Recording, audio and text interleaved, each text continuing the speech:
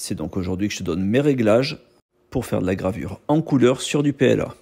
J'ai utilisé le Falcon 2 de Creality en 40 watts, mais tu vas voir avec ce mini tutoriel que tu vas pouvoir le faire avec quasiment tous les lasers du marché. Et quelle que soit la puissance.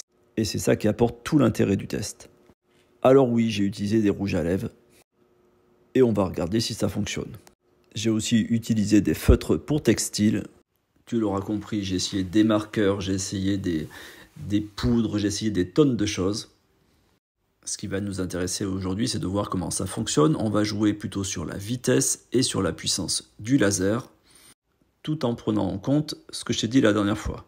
Rappelle-toi, je t'avais expliqué que si tu utilises ton graveur traditionnellement, en mettant un marqueur ou de la peinture, ce qu'on fait souvent par exemple sur une plaque de carrelage, normalement ça va permettre au laser de pouvoir faire son travail. Donc en gros de cramer un peu ce qui est dessous le marqueur. Et donc procéder au marquage. Ici, ça ne marchera pas. Si tu augmentes la puissance et si tu utilises ton graveur, tu vas cramer ton PLA, tu ne vas rien faire. Les choses qui vont fonctionner, eh bien c'est presque tout le contraire. Tu vas devoir aller sur quasiment le maximum de la vitesse que peut réaliser ton graveur et diminuer presque au minimum la puissance de ton graveur. En tout cas, par exemple pour le 40 watts. Ici pour le test, je travaille à 20 000 mm et 5% de puissance. Et tester aussi avec la puissance fine, tu sais quand on appuie sur le bouton. C'est ce qu'on appelle le mode précision. Eh bien c'est cette vitesse et cette faible puissance qui va te permettre de transposer la couleur sur ton PLA. Si tu chauffes trop ou si tu vas pas assez rapidement, eh bien tu vas cramer ton marqueur ou ton rouge à lèvres ou le support qu'on a mis dessus.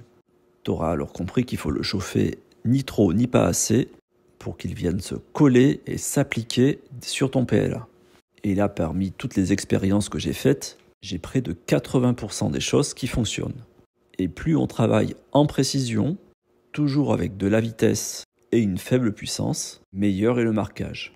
Donc oui, après, il faut nettoyer un peu plus ta plaque avec de l'alcool iso. Là, je ne l'ai pas fait complètement.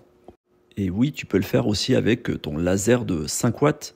C'est d'ailleurs avec le petit i-cube de 5 watts que j'ai fait mes premiers tests. Et ça fonctionne très bien. On est déjà à 2 minutes.